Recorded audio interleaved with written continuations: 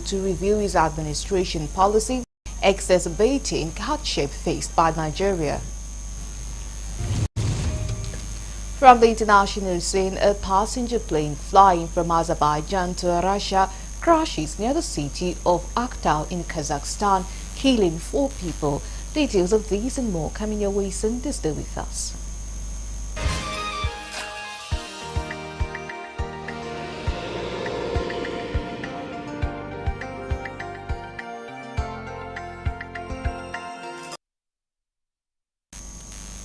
Many thanks for joining us at this time. Now details of the news.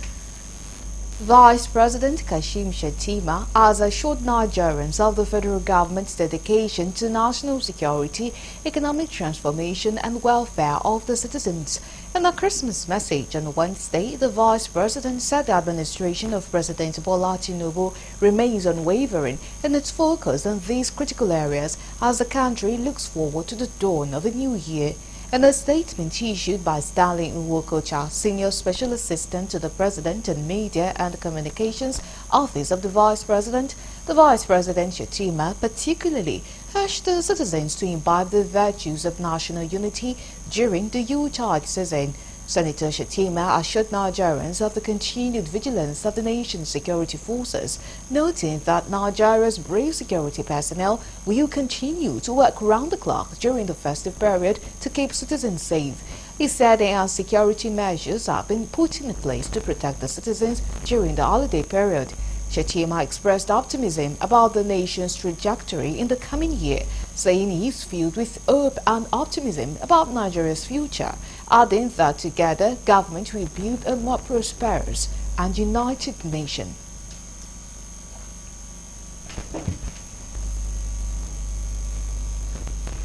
The Minister of Women Affairs Iman Suleiman Ibrahim on Wednesday celebrated the Christmas season with Nigerian women, children and vulnerable groups. In a statement signed and issued by a media team on Wednesday, she also called on Nigerians to promote peaceful coexistence and foster a sense of community during Christmas. The minister reminded Nigerians that the festive season is a time for family reunions and spreading love, adding that President Bola Tinubu's renewed agenda for women, the elderly, children and vulnerable groups are manifesting in many spheres as the ministry continues to distribute the end-of-year food interventions to put smiles on the faces of families. She, however, urged all Nigerian women to use the opportunity of the season to strengthen family bonds, promote peaceful coexistence and foster a sense of community. She also charged all and sundry to remember the vulnerable groups in the society, including women, children and the elderly, who may be struggling during this time. And as a nation, we must continue to work towards creating a more inclusive and equitable society where everyone has access to opportunities and resources.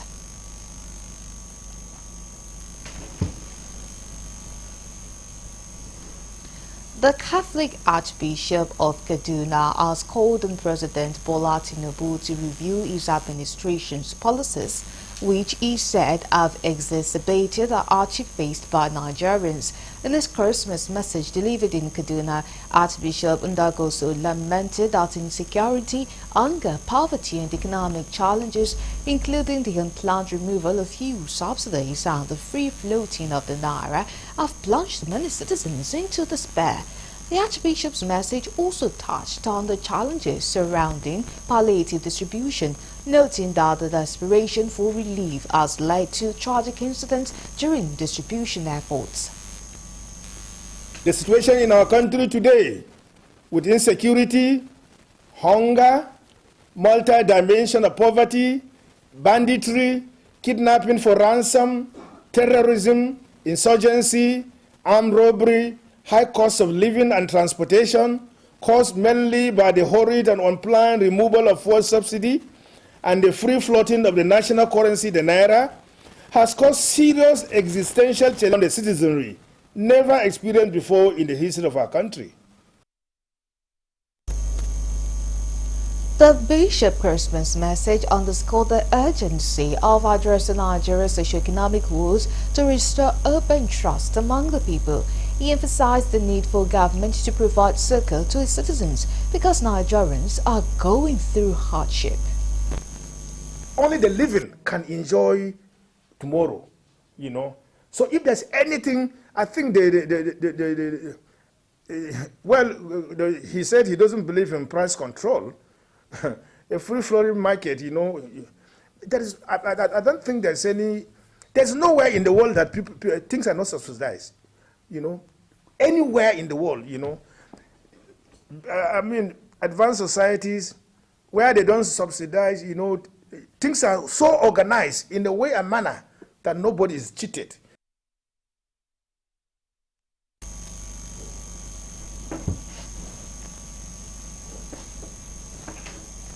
Bishop Matthew Azan Kuka of the Sokoto Diocese has called on the federal and state government to address unemployment and religious extremism as critical measures to combat Nigeria's widespread insecurity.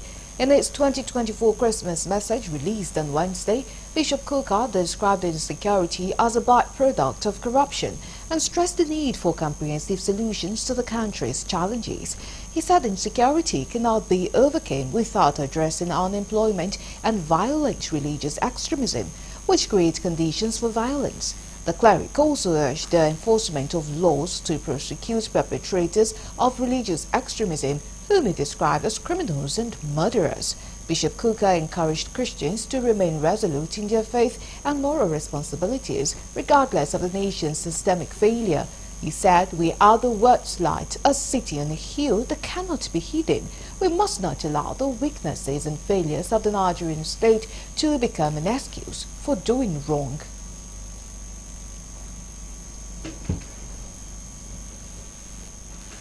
The national chairman of the ruling All Progressive Congress, Dr. Abdullahi Ganduje, has appealed to Nigerians to remain patient with President Bola Tinubu's administration, assuring them that the country's economy will stabilize by next Christmas.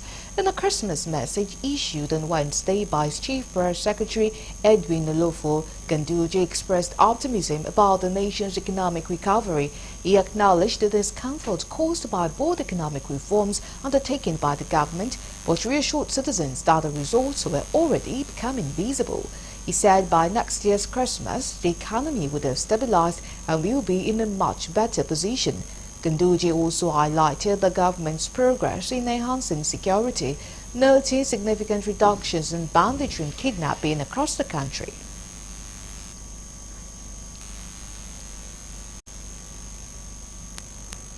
The People's Democratic Party in the Southwest has urged the federal government to acknowledge and address the mounting challenges faced by Nigerians, calling for urgent measures to ease their sufferings.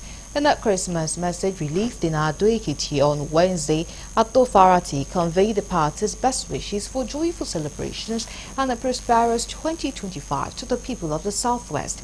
He stated, "As we gather to celebrate this joyful Christmas season, we extend heartfelt greetings to all our fellow citizens. This time of the year traditionally symbolizes love, unity, hope, values that resonate deeply within our communities." Addressing the harsh economic realities, Ato Farati highlighted the struggles endured by many Nigerians, lamenting that the policies of the ruling All Progressives Congress have regrettably been perceived as anti-people, intensifying the hardship faced by everyday Nigerians rather than elevating them. He called on the federal government to prioritize the welfare of its citizens and to acknowledge the heavy burden they bear daily. Despite these challenges, Ato Farati urged Nigerians to remain hopeful. You're still on to the news on Galaxy TV. Coming up next.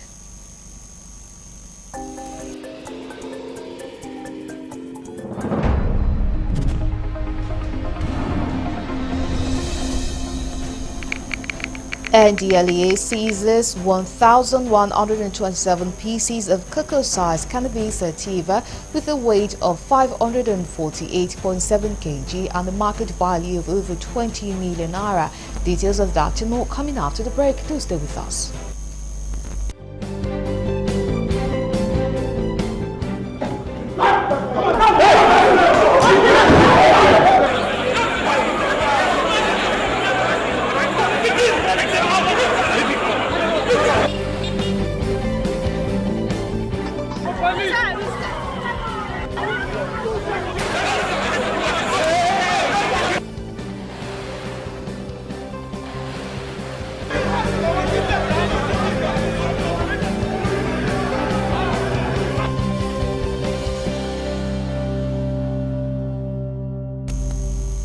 We are glad to have you back. Now, for more updates and latest news, please visit our website www.galaxytvonline.com.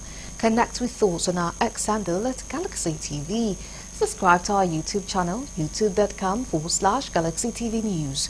You can follow and interact with thoughts on our Facebook page, facebook.com/Galaxy TV. Remember to follow and tag us on our Instagram page as Galaxy TV.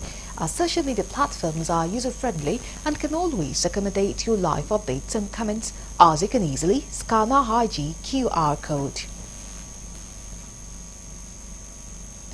It's no longer news that December 25th every year is set aside by Christians all around the world as Christmas, which symbolizes the birth of Jesus Christ. To this end, Nigerians from all walks of life prepare rice and chicken depending on their capabilities. In this report, our correspondent Dele Fason takes a look at the coastal delta community of Burutu, where there is no sign of Christmas celebration. The report. Christmas at the coastal Burutu community in Delta State was just like any other day, as the merriment experience in urban areas was missing. Some of the coastal dwellers who spoke to Galaxy News said they do not have anything to celebrate with amid neglect by government. From river here, travel is part of the problem we have due to transportation and financial problem. The government is not looking into our matter. This place, there are so many things we're supposed to have, bridge and other things which we're supposed to have to travel. So we are lacking many things in the road. And this Christmas, government should supply foodstuff to us mostly. Because there are some ages, mothers and fathers that cannot care for themselves, which government can look into.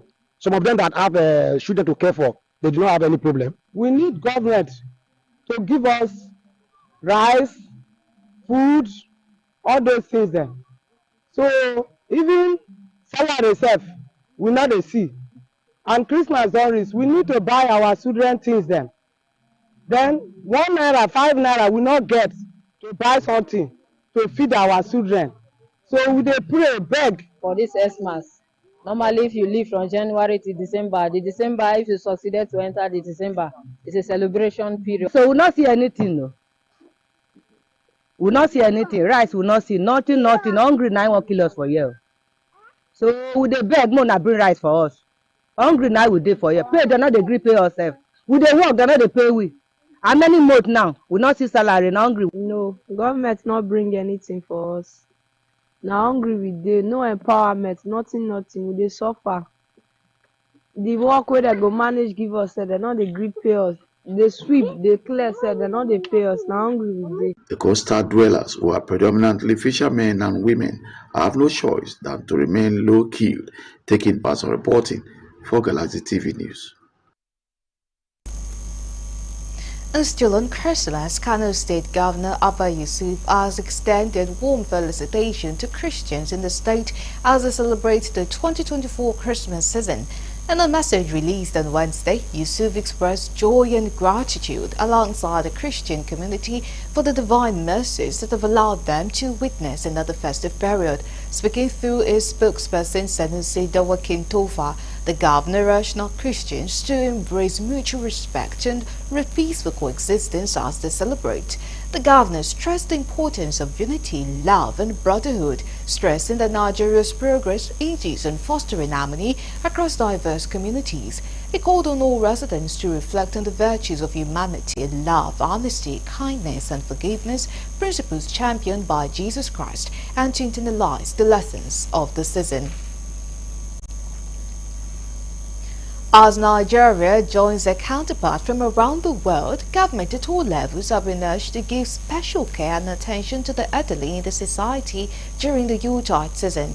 This call was made in by a group joined for me Love in Act Foundation during a 2024 Love in Action Christmas outreach to celebrate 150 aged and elderly in Otere, Ikere community of Odeda local government area of Ogun State, so they can feel loved and valued during Christmas.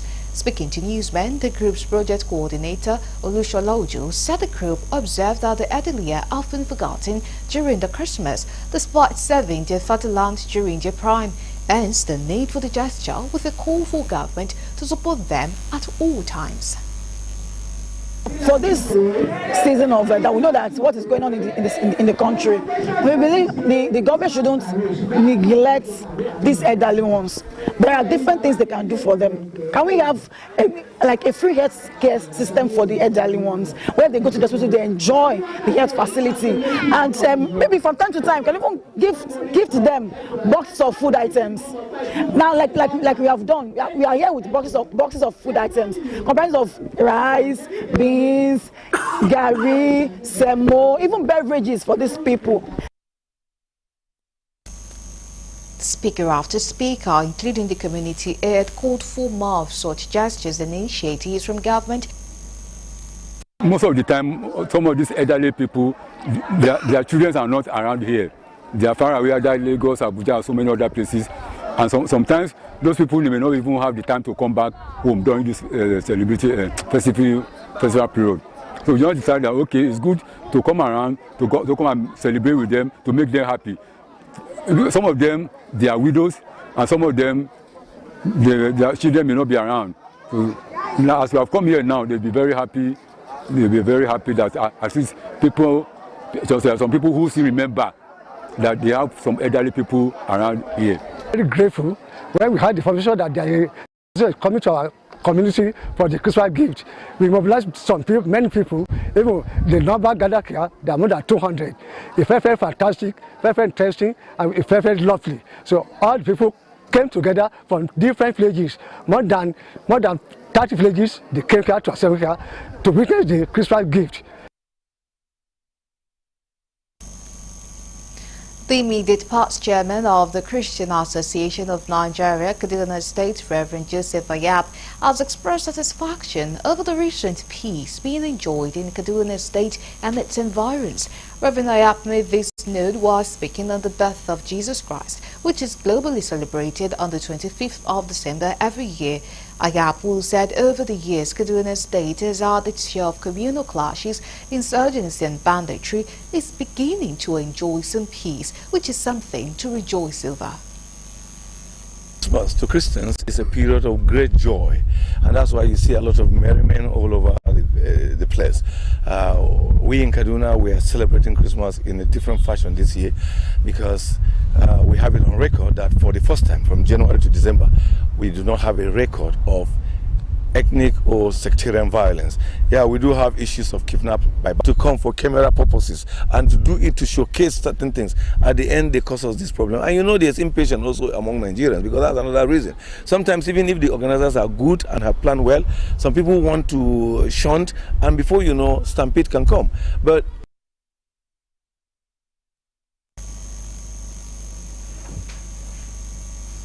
in the spirit of Christmas, Nigerians have been admonished to celebrate with love and togetherness. This call was made known by the senior pastor of the Living Faith Church, Abeokuta, Testimony Afolabi, at a special Christmas service held to mark the global celebration. He said Christmas connotes the salvation of mankind as well as to destroy the works of the devil. He also added, Nigeria, the lesson I wanted Nigeria to learn is in this season of celebration, let's do it together in the spirit of love and togetherness. The one you love, you will not want to hurt him. The one you love, you will not want to do evil to him. Let's celebrate this season with love, with citizens. One of the lessons we should learn from Christmas is, if you read Luke chapter 2, from verse 8, the Bible talks about the angels who were watching after their flocks. The Bible says they were in the night, and that means they were in the dark. So I want people to also know that it doesn't matter how tense things are. People will say there is hunger in the land. People will say things are difficult. But I want you to know that weeping may endure for a night, joy comes in the morning. It's a season to celebrate the birth of Jesus Christ and to have a reflection of what has our government to look into measures of alleviating the sufferings of the people by providing more job opportunities for the youth, because the idle hand is the devil's workshop. Now to other stories, and to the story teased earlier, the National Drug Law Enforcement Agency has seized 1,127 pieces of cocoa-sized cannabis sativa with a weight of 548.7 kg and a market value of over 20 million naira. Commander NDLEA in Ogun State, Tijani Rabe, made this known while briefing newsmen following the interception made in a J5 vehicle. He said the success recorded so far is an indication of the command's determination to make the state safer for everyone to live in. He, however, noted that the special operation embarked upon by the command has yielded positive results. We have succeeded in the past arresting 100 bags of cannabis sativa through the operation, and now we are getting this 1,127 pieces of this purple size of cannabis sativa. You're still on to the news on Galaxy TV. Let's go on a break. When we come back, the news continues. To stay with us.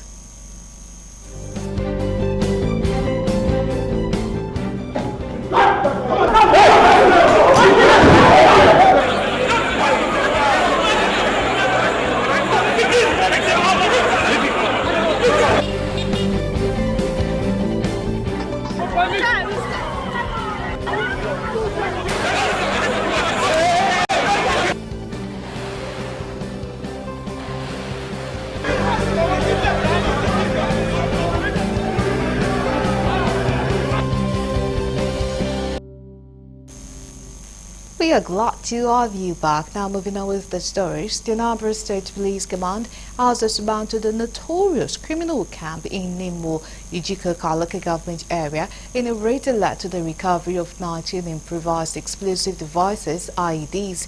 In a press statement released on Wednesday, the command spokesperson SP Tochukwu Ikenga reviewed that the operation took place in the early hours of Tuesday, December 24, 2024. He said that in the early hours of December, a joint security operation led by the Nigeria Police Force and comprising the military, civil defense and a number of vigilante operatives successfully dismantled the criminal camp located in Nimo, in Ijikota local government area. Ikenga stated, according to him, the raid resulted in the destruction of multiple makeshift structures and inflicted significant injuries on fleeing suspects who escaped with bullet wounds. Commending the joint effort, the Commissioner of Police in Anambra lauded the synergy between security agencies and the vigilance of the public, stressing the importance of continued collaboration to maintain safety during and beyond the festive season. Wanted by the International Police for offences ranging from human trafficking, drug trafficking, robbery, cheating and forgery, among others. Interpol published on its website that the 14 Nigerians were wanted by different countries where they had allegedly committed the crime. The notices identified the wanted persons as Felix Omorige, Jessica Idosomwan, Uchi Igwe, Jude Uzoma, Chinedu Izunara, Benedict Okoro, Ikechukwu Obidiozo, and Alachi Stanley. Others are Tilum Nkem, Austin Costa, Okrome Festus, Akachi Vitus, and Merieze. According to the notices, they are wanted for allegedly leading a criminal organization that exploits minors for prostitution, multiple victims trafficking in human beings committed against several persons, organized gang operation in the operation of placing, concealing or converting the proceeds of an office for alleged kidnapping, robbery and illegal possession of firearms. Interpol, however, noted that the notices were aimed at alerting the public to possible threat and seeking help in locating the individuals. The National President, National Union of Road Transport Workers, Musiliu Akinsonya, has emphasized the need for peaceful coexistence within the union. Akinsonya made this known at the 10th Quadrennial Delegate Conference, which saw the emergence of Ismail Mustafa as the Ogun State Chairman of NURTW, held in Abeokuta, the Ogun State capital. Speaking through the National General Secretary of the Union, he reiterated the union's commitment to reconciliation and inclusivity for all members. He noted that the conference's primary purpose was to promote harmony, not only in Ogun State, but across the 764 local government areas in Nigeria. On his part, the new chairman pledged to prioritize peace and harmony among members, urging those with grievances to follow proper channels rather than resorting to self-help. Today, to establish, so that the union will be one body in every state of the federation and across the nooks and crannies of our branches, 774 local governments in Nigeria. All our members, there's no way you can please everybody. If there's any grievances or there's anything that's visited, they should report to appropriate portals, not the act with violence or use the self-help. In the Trade Dispute Act, self-help is last element. There's a reconciliation, there's a mediation, there's arbitration, there's a industrial court. I think they are working together. I think they have their own organization, and I think they are in good condition and good relationship. I think they are in good relationship. My message to my people in Abeokuta South is that they should come out to come and celebrate, and they should not have any issue. They should not have any issue with anybody.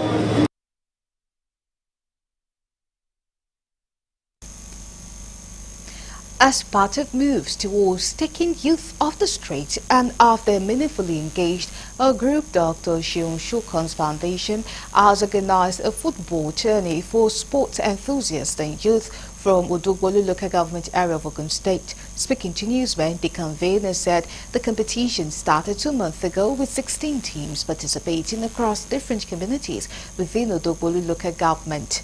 They stressed the need to use sports to create jobs for youth as well as discourage them from engaging in arts that are inimical to their growth and development. He also said the group will be focusing to develop the local government, especially in areas of education, capacity development, amongst others. So we believe that sports, especially football, is the language the youth speak, they understand. It's just an avenue to, get the youth off the street, get them to do more constructive, things like football, like sports. That's the initiative, that's the brain behind, the whole thing.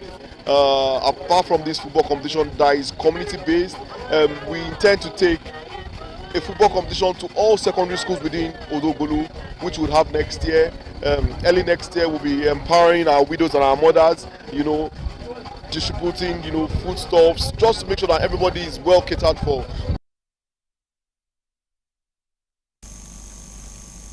Medical practitioners says lack of proper remuneration, good working environment and modern working equipment are some of the challenges facing the health sector. They call on government and all those in authority to ensure the worrisome situation is curbed as the best brains keep living in droves for greener pasture overseas. Galaxy TV, Buz and Yakusak sent in this report. Nigerian healthcare industry is facing challenges associated with outbound medical tourism, deteriorating medical infrastructure, low government budget allocation, and poor compensation and subsequent immigration of skilled healthcare workers. The federal government allocated 5% of its budget to health in 2021, with little other difference compared to the 5.18% proposed for the year 2025. Healthcare infrastructure in Nigeria is still underdeveloped and lacks modern medical facilities. The country's healthcare indicators are some of the worst in Africa. Dr. Shahin Madaki, the immediate past chairman, Nigeria Medical Association Kaduna State, says there is need to address shortage of manpower. Statistics has also shown that Nigeria has only about 35,000 doctors, despite needing 237,000, according to WHO figures. If you see the global targets, we are far behind. In Nigeria currently, there is still a very high out-of-pocket spendings. And when you talk about universal health coverage, you're talking about accessibility, you're talking about affordability, and then of course you're talking about low out-of-pocket expenditures. People, when they are down or when they need health services, one of the things they consider is finance. The Nigerian Sovereign Investment Authority, NSIA, in partnership with the Federal Ministry of Health, MOH, has signed a series of agreements to modernize and expand healthcare services through private sector participation. The chairman, National Association of Nigerian Nurses and Midwives, Kaduna State, Nurse Ishaku Yakubu, appealed to government to deliver the capacity of specialist hospitals and diagnostic centers to provide advanced medical care services. Go to hospital, you see simple facilities that you are supposed to use. This is not a good indication that we are improving. When simple tools that you need to take care of your patients are not there. Then if we also need to check the maternal mortality rate. Is it improving? No. The rate of people dying as a result of one illness or the other is still there. You have people that are collapsing and dying. So where is the medical system? These medical practitioners call on government to start new targets to increase access to health facilities, with a specific aim to increase the number of primary and secondary healthcare centers as part of its goal to ensure access to healthcare for 100 million Nigerians. Expectations in terms of funding. So we need to actually not just pay lip service to funding, but we need to, the political will ought to be there for us to actually prioritize our health sector and ensure that the funding, the needed funds are made available for the health sector. Another thing is accessibility, and then the quality of healthcare. In my own rating, I think we're still not there yet. As I said, the challenges are still enormous, especially in the rural settings. Access to, basic healthcare is still a challenge. Many are unable to present to hospitals and actually get the quality of services. Raising infrastructure, building hospitals, upgrading the existing ones, renovation, and buying equipment that will be used to take care of the patients. Then training and retraining of the health workers that are already employed on ground, because some of them carry obsolete knowledge. So they will need to be trained and retrained to meet up with global standards. Then thirdly is employment of health workers. And now we move to the international desk for more news.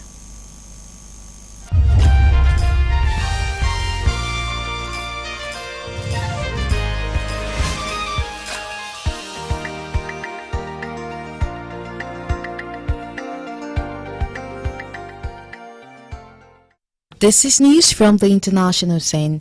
A passenger plane flying from Azerbaijan to Russia has crashed near the city of Aktau in Kazakhstan, killing 4 people, according to health officials and medical workers. Flight number J28243, an Embraer 990 aircraft with 62 passengers and 5 crew members on board, was forced to make an emergency landing on Wednesday about 3 kilometers from Aktau.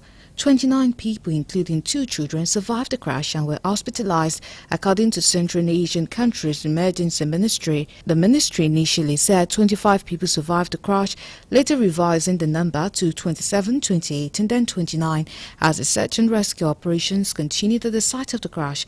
Russian news agency Interfax cited the ministry as saying that there may be more survivors and quoted medical workers at the scene as saying that 4 bodies have been recovered.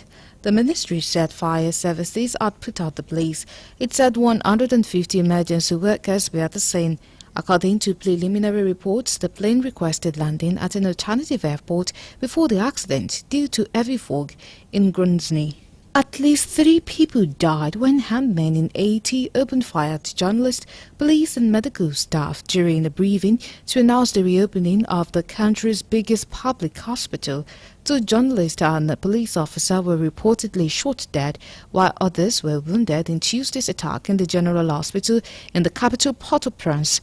The site had been recaptured by Haiti's government in July after being occupied and destroyed by gangs.